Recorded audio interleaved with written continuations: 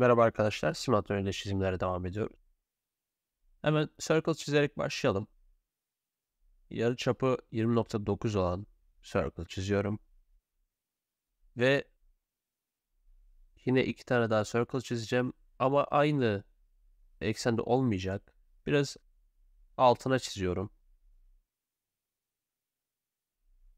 Evet, yerleştirdim. Ölçülerini giriyorum hemen. Merkezler arası ölçüleri.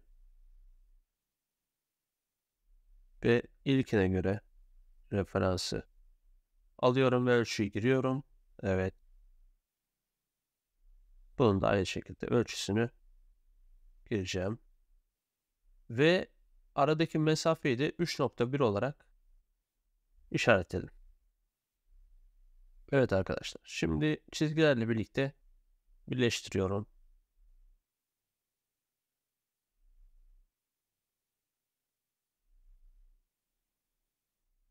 Şimdi ölçülü çizgiye geçiyorum buradan. Sola doğru 60 ölçüsünde çizdim.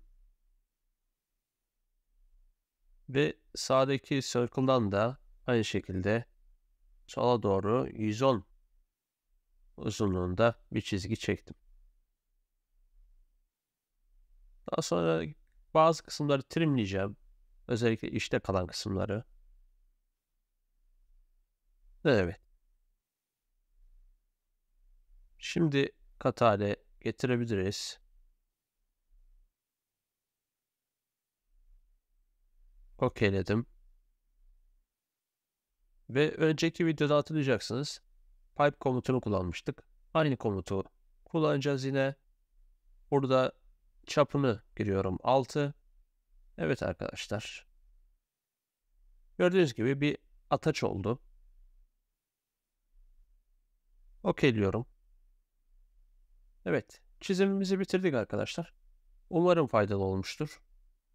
Bir sonraki çizimimizde görüşmek üzere. Kendinize iyi bakın.